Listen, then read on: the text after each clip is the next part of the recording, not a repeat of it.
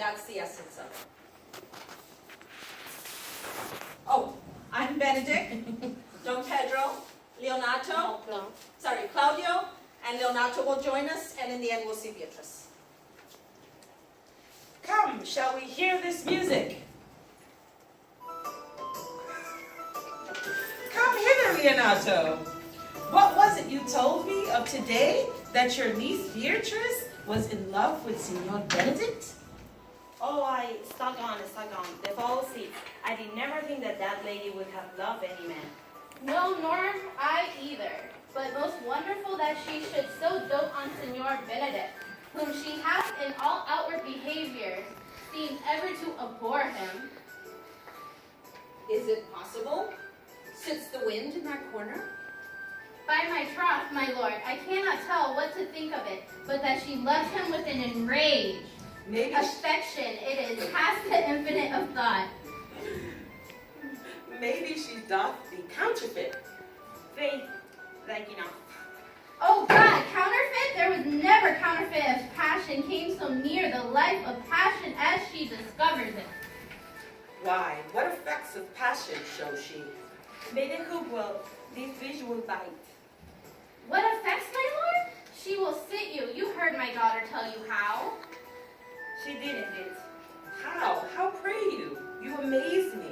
I would have thought her spirit had been invincible against all assaults of affection. I would have thought so too, my lord, especially against Benedict. I should think this alone, but that the white-bearded fellow speaks it, knavery cannot sure hide itself in such reverence. Oh, he has taken infection. Hold it up. Has she made her affection known to Benedict? No, and she swears she never will. That's her torment. This is true indeed. So your daughter says, shall I say that she has so often encountered him with scorn? Write to him that I love him? This says she now when she is beginning to write to him, for she'll be up 20 times a night. And there she will sit in her smock until she have writ a sheet of paper. My daughter tells us all. Now you talk of a sheet of paper. I remember a pretty jest your daughter told us of. Oh, when she had written it and was reading it over, she found Benedict and Beatrice between the sheets. That. Oh, she tore the letter into 1,000 halfpence, rallied at herself that she should be so immodest to write to one that she knew would flout her. I measure him, she said, by my own spirit, for I should flout him if he writ to me. Yeah, though I love him, I should. Then down upon her knees, she weeps, sobs, beats her heart, prays, curses, oh sweet Benedict, Dios dame paciencia. She doubts indeed, my daughter says so, and the ecstasy hath so much overborne her that my daughter is sometimes afeard she will do a desperate outrage to herself. It is very true. It were good that Benedict knew of it by some other. She will not discover it. To what end? He would make but a sport of it, and torment the poor girl worse. Ah, he should. It were his arms to hang him. She's an excellent, sweet lady, and out of all suspicion, she is virtuous. And she is exceeding wise. In everything but loving Benedict.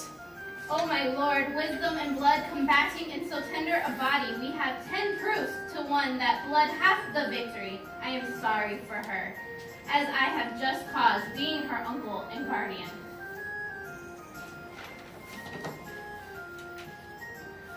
I would she had bestowed his dotage on me. I would have doubted all other respects and made her half myself. I pray you, tell Benedict of it, and I hear, what will he say? Were it good, think you? Here then surely she will die, for she says she will die. If he love her not, and she will die. If she make her love known, and she will die. If he woo her, rather than she will bake one breath on her accustomed closeness, she will die.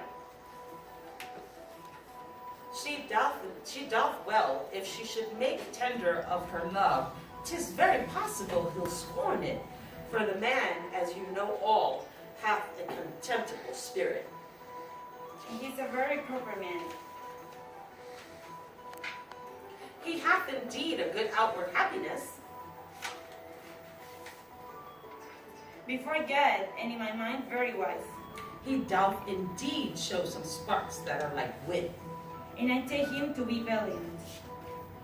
As Hector, I assure you, and in the managing of quarrels you may say he is wise, for either he avoids them with great discretion, or undertakes them with a most Christian-like fear.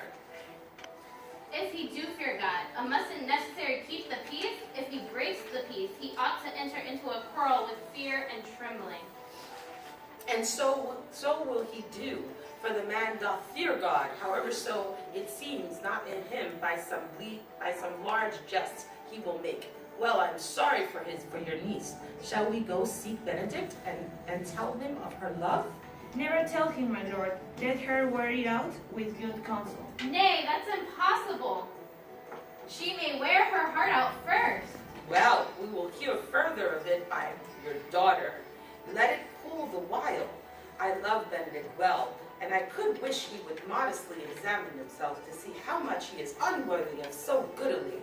My lord, will you walk? Dinner is ready. If you do not dote on her upon this, I will never trust my expectations. Let there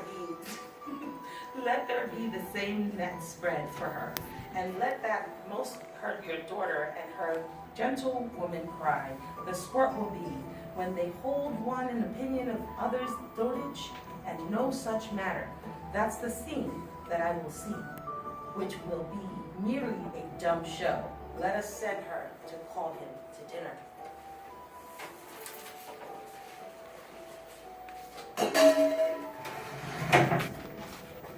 This can be no trick. The conference was sadly born. They have the truth of this from Hero. They seem to pity the lady. It seems her affections have their full bent. Love me. Why, it must be requited. I hear how I am censured. They say I will bear myself proudly if I perceive the love come from her. They say, too, that she would rather die than give me any sign of affection. I did never think to marry. I must not seem proud. Happy are they that hear their detractions and can put them to mending. They say the lady is fair, 'tis the truth. I can bear them witness, and virtuous, 'tis so. I cannot reprove it. And wise, but for loving me. By my troth, it's no addition to her wit, nor no great argument of her folly, for I will be horribly in love with her. I may chance have some odd quirks and remnants of wit broken on me because I have railed so long against marriage. But does not the appetite alter? A man loves the meat in his youth that he cannot endure in his age. Shall quips and sentences and these paper bullets of the brain awe a man from the career of his humor? No. The world must be peopled. When I said I would die a bachelor, I did not think I should live till I were married. Here comes Beatrice. Why, this dame! She's a fair lady. I do spy some marks of love in her. Against my will, I am sent to bid you come into dinner. Fair Beatrice, I thank you for your pains. Put no more pains for those things than you take pains to thank me. If it has been painful, I would not have come. You take pleasure then in the message. Yes, just so much as you may take upon a knife's point and choke a dog with all. You have no stomach, sir. I bid you farewell. Against my will, I am sent to bid you come into dinner. There's definitely a double meaning in that. I took no more pains for those thanks than you took pains to thank me. That's as much to say. Any pains that I take for you is as easy as thanks. If I do not take pity of her, I'm a villain. If I do not love her, I'm heartless. I will go get her picture. And scene.